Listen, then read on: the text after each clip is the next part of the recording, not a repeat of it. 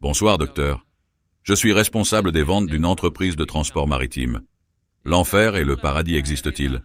Comment, en tant que personne ordinaire, puis-je y croire? Je ne crois en aucune religion. Le frère pose la question, comment puis-je savoir s'il y a un enfer et un paradis? Comment un homme ordinaire peut-il y croire? Je ne crois en aucune religion. Frère, quelle est la définition de la religion? La religion est une façon de vivre. Comment mènes-tu ta vie? Beaucoup de gens disent que cela leur est égal. Je suis juste un être humain. Je suis né. Je ferai des essais et des erreurs, et je saurai comment mener ma vie. Par exemple, tu vas dans une forêt. Tu vas pour la première fois dans une forêt. Tu ne sais pas si les fruits sont empoisonnés ou non. Si tu commences à manger n'importe quel fruit, tu risques de manger un fruit qui est empoisonné et tu pourrais mourir. Que fais-tu? Tu demandes à un expert, n'est-ce pas? Quand tu es malade, à qui t'adresses-tu, frère? Quand tu es malade, à qui vas-tu? Pourquoi? Parce que le médecin est un expert. Pourquoi? Pour traiter les maladies, n'est-ce pas? Tu ne peux pas dire que tu es un être humain, que tu te traiteras toi-même. Non, c'est ce que dit le Coran dans la sourate An-Nahl. Le Coran dit dans la sourate An-Nahl, chapitre 16, verset 43, et dans la sourate Al-Anbiya, chapitre 21, verset 7. Si vous ne savez pas, demandez à celui qui est expert. De même, pour mener une vie, nous devons demander à l'expert. Maintenant, qui est l'expert? Qui est l'expert? La personne qui nous a créés. Qui nous a créés? C'est Dieu Tout-Puissant. Donc, nous devons suivre les commandements de Dieu Tout-Puissant. Si vous ne croyez pas en Dieu Tout-Puissant, vous devriez écouter ma cassette vidéo « Le Coran est-il la parole de Dieu ?» où j'ai prouvé logiquement et scientifiquement l'existence d'Allah. Si vous êtes athée, êtes-vous athée, frère? Êtes-vous athée? Pardon? Êtes-vous athée? Non. Vous n'êtes pas un athée? Alors qu'est-ce que vous êtes? Croyez-vous en Dieu? Actuellement, je crois en une puissance supérieure. Mais Très bien, donc vous croyez en Dieu? Vous voulez interagir avec une puissance? Vous voulez interagir avec le surnaturel? Donc vous croyez en Dieu? en fait, je crois en quelque chose, mais Quelque chose, vous ne connaissez pas le nom, mais le nom est Dieu. Vous pouvez l'appeler Dieu ou peu importe. Si vous ne croyez pas en Dieu, écoutez mes cassettes vidéo. Est-ce le Coran, la parole de Dieu? Si vous ne savez pas quelle est cette puissance, écoutez ma cassette vidéo où j'ai prouvé scientifiquement et sans aucun doute l'existence d'Allah, loué soit-il, et que le Coran est la parole du Tout-Puissant Dieu. Maintenant, pour répondre à votre question, si vous parlez de pouvoir, cela signifie que vous croyez en une religion, car selon la définition du dictionnaire Oxford, une religion signifie la croyance en un pouvoir de contrôle surnaturel. Le mot pouvoir est là. Cela signifie que vous croyez en une religion. La religion, selon le dictionnaire Oxford, signifie la croyance en un pouvoir de contrôle surnaturel, un dieu personnel ou des dieux qui méritent obéissance et adoration. Cela signifie que vous croyez en une religion. Vous ne connaissez pas la définition de la religion. Donc ne dites pas que je ne crois pas en la religion. Religion est un mot anglais, frère. Religion est un mot anglais. Si vous ouvrez le dictionnaire Oxford, il dit que la religion signifie la croyance en un pouvoir de contrôle surhumain. Et vous croyez en un pouvoir, ou en un dieu personnel, ou des dieux qui méritent l'obéissance et l'adoration. Pour en savoir plus sur ce pouvoir, regardez ma vidéo. Maintenant, en ce qui concerne votre question de base, comment vais-je prouver qu'il y a un enfer et un paradis? Maintenant, si vous écoutez ma vidéo, j'ai dit que j'ai prouvé de nombreux aspects scientifiques dans le Coran.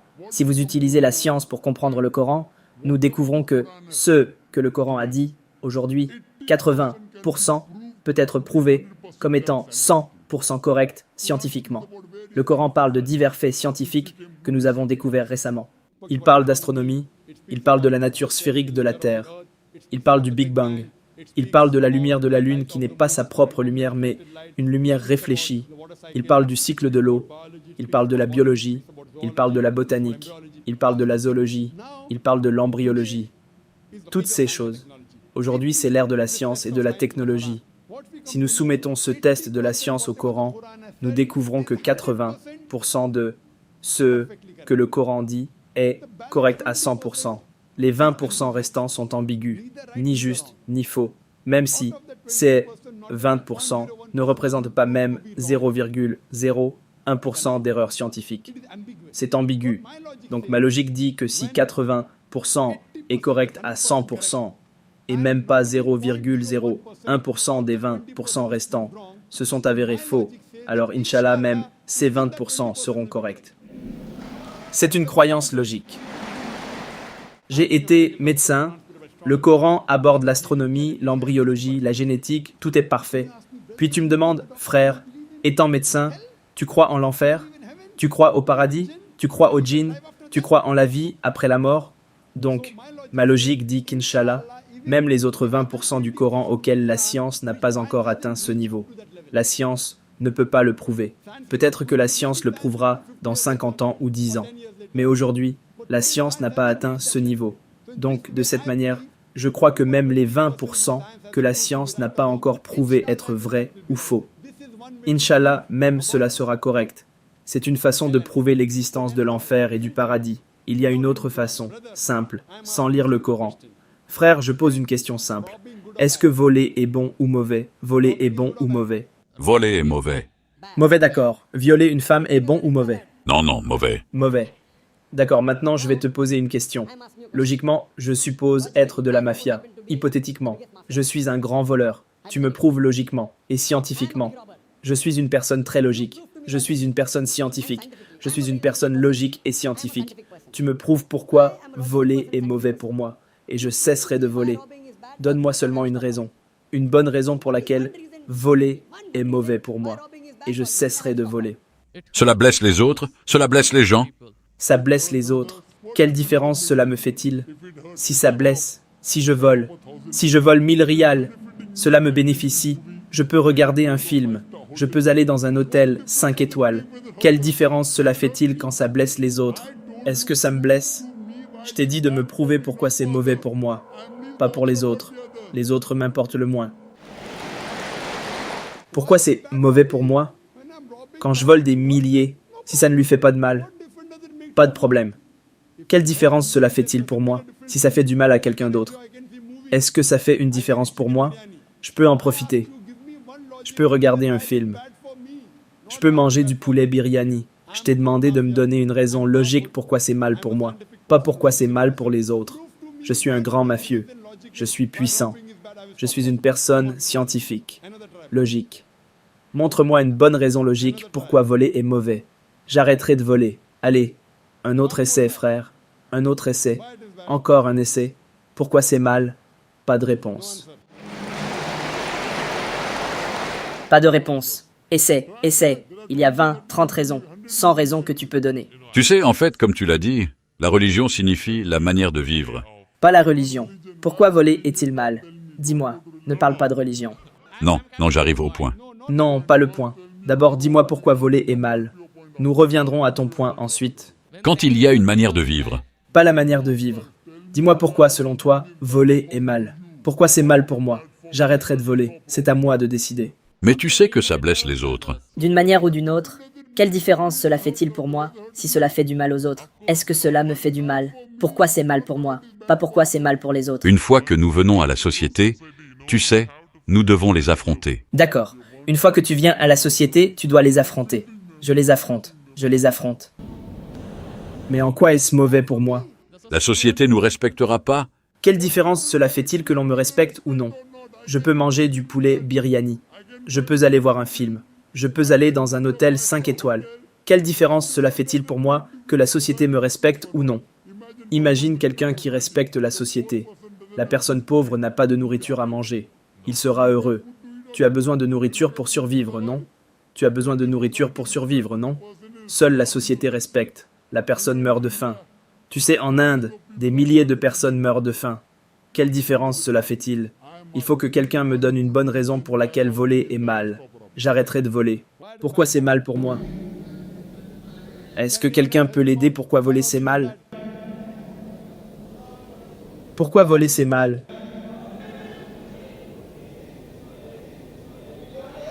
Il y a plusieurs réponses. Je vais t'aider. Tu pourrais dire que la police te prendra. Une bonne raison logique. La police viendra te prendre. Correct, non? Correct. Mais tu n'as pas donné. Je t'aide. Mes frères, je t'ai dit, je suis un puissant mafieux. La police est à ma botte. Les ministres sont à ma botte. Gros mafieux. Tu vois, tous les grands mafieux, la police est à leur botte. Ils sont à mon service. La police est à mon service. Que vont-ils m'attraper? Les petits voleurs comme toi ne devraient pas voler. Tu te feras arrêter. Je suis un grand mafieux. La police est à mon service. Même les ministres sont à mon service. Ils sont à ma botte. Donc, les petits voleurs comme toi ne devraient pas voler. Un grand mafieux comme moi peut voler. Une autre raison, je vais t'aider. Peut-être que quelqu'un viendra te voler. Oui, personne ne peut me voler parce que j'ai 100 gardes du corps. Tous cachés derrière la scène. Gardes du corps. Les petits voleurs volent. Quelqu'un les volera. Personne ne peut me voler parce que j'ai des gardes du corps. Des centaines de gardes du corps avec des AK-47. Donc, logiquement, tu ne peux pas prouver du tout pourquoi voler est mauvais. Avec toute ta science et ta technologie, tu ne peux pas prouver que voler est mauvais. Donc, dois-je le prendre comme ça? C'est pour faire craindre aux gens que s'ils font des choses mauvaises, alors quand ils meurent, Qu'est-ce qui est mal? Où est le mal dans le vol? Tout d'abord, tu dois prouver que c'est mal. Où est le mal dans le vol? Tu ne m'as pas prouvé que le vol est mal. Quand tu prouveras que le vol est mal, alors tu pourras dire de ne pas faire de mauvaises actions. Par conséquent, ce qui est bon, ce qui est juste, tu as besoin d'un créateur pour te le dire. Tu as besoin d'un médecin pour te dire quel aliment est bon, quel aliment est mauvais. Ce fruit est empoisonné, celui-ci est bon pour toi. La pomme est bonne pour toi, les baies sauvages sont toxiques pour toi. Un médecin. Il n'y a pas de meilleur médecin qu'Allah exalté soit-il. Logiquement parlant, frère, ce mafieux a des gardes du corps. Personne ne peut lui nuire. Et crois-moi, il y a de nombreux exemples. Il meurt d'une mort très confortable. Mais je pose une question simple maintenant, frère. Ne penses-tu pas qu'il devrait y avoir justice? Frère? oui, Justice. Quelqu'un devrait-il le punir ou non? la loi est là. Mais la loi ne peut pas punir chaque être humain ici, frère. Il y a beaucoup de mafieux en Italie. Il y a beaucoup de personnes de la pègre en Inde. Et la loi ne peut rien faire contre eux. La loi est à leurs bottes. Mais toi, en tant qu'homme ordinaire, ne penses-tu pas qu'il devrait être puni? Le viol, c'est bien ou mal. Il y a beaucoup de gens qui violent. Ils violent les filles. Non, rien. La loi ne peut pas les attraper. Alors ne penses-tu pas qu'ils devraient être punis? Oui ou non? Oui, Mais il y a beaucoup de gens, tu vois, dans ce monde, qui sont de grands mafieux. Ils meurent d'une mort confortable. Ils sont riches. Ils sont millionnaires. Il devrait y avoir une certaine justice. La réponse est donnée par un créateur. Sourate Al-Imran. Chapitre numéro 3, verset numéro 185. Allah dit, « Chaque âme goûtera à la mort, mais la rétribution finale sera le jour du jugement. Cette vie n'est qu'un bien trompeur. S'il n'y a pas de vie après la mort, cette vie est injuste. Ce que nous disons, c'est que la justice totale sera le jour du jugement. Notre Créateur, le Tout-Puissant Dieu, rendra justice. » Je dis à la personne, « D'accord, tu peux être un grand voleur. Par exemple, tu es ce mafieux. Maintenant, je suis un musulman. Personne ne peut te nuire. La police est à ta botte. Ensuite, je te demande si la justice est nécessaire. Oui. Si quelqu'un te vole, personne ne peut te voler. D'accord. Mais ne ressens-tu pas qu'il devrait y avoir justice?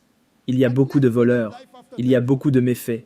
Il y a beaucoup de criminels qui s'en tirent impunis, à moins qu'il n'y ait une vie après la mort. Tu ne peux pas prouver que voler est mal. Tu ne peux pas prouver que violer est mal, à moins qu'il n'y ait une vie après la mort. Aucune humanité, aucun livre sur l'humanité, aucune mère Teresa, aucun Mahatma Gandhi ne peut prouver que voler est mal sans le concept de vie après la mort. Parce que je pose une question. Hitler. L'histoire nous dit qu'Hitler a incinéré 6 millions de juifs. Combien de juifs? 6 millions. 6 millions. Supposons que la loi attrape Hitler. Quelle punition peux-tu lui donner pour compenser cela? Il a brûlé 6 millions de juifs vivants. Peux-tu lui donner une quelconque punition, frère? on doit le mettre en prison jusqu'à la fin de sa vie. D'accord. Est-ce équivalent à brûler 6 millions de juifs? Est-ce que brûler est meilleur ou mettre en prison est meilleur? Oui, le brûler est meilleur, bien sûr. Donc, le maximum que vous pouvez faire est de le brûler vif. Mais cela ne sera équivalent qu'à 1 sur 6 millions de juifs. Et que dire des 5 millions restants? 999 999 personnes. Qu'en est-il de cela? Quelle justice votre loi va-t-elle faire? Mais le Coran dit dans la sourate An-Nisa, chapitre 4, verset 56, « Quant à ceux qui rejettent nos signes, nous les ferons entrer dans le feu. Chaque fois que leur peau sera consumée, nous leur donnerons une autre peau en échange afin qu'ils goûtent au châtiment. » Si Hitler a tué 6 millions de juifs, Allah dit qu'il peut le mettre en prison. Il peut le mettre en prison. il peut le mettre dans le feu de l'enfer et lui donner une nouvelle peau à chaque fois. Allah peut le brûler 6 millions de fois. Pas ici, dans l'au-delà, en enfer. Donc, la seule façon d'empêcher Hitler de tuer 6 millions de juifs est de lui dire « Ici, tu tues 6 millions de juifs. Allah te brûlera 12 millions de fois dans l'au-delà. Tu ne peux pas lui donner cela ici. » Ce que vous réalisez, c'est qu'à l'absence du concept d'enfer et de paradis, vous ne pouvez pas prouver que voler est mauvais. Vous ne pouvez pas prouver que violer est mauvais. C'est la raison pour laquelle je créerai tout le temps. Comprenez-vous le concept de Dieu Tout-Puissant? Qui a créé les êtres humains? Il nous dit ce qui est bon, ce qui est mauvais pour nous. Et il nous dit les règles et les réglementations. Cela s'appelle la religion. Donc, d'abord, vous devez découvrir quel livre est le livre authentique qui a été révélé par ce Dieu Tout-Puissant. Et lorsque vous ferez des recherches, vous y arriverez. C'est le Coran. Toutes les écritures parlent du Dieu Tout-Puissant. Et toutes les écritures pointent vers la dernière et la révélation finale du Coran. Et le dernier message du prophète Muhammad, que la paix soit sur lui. J'espère que cela répond à la question.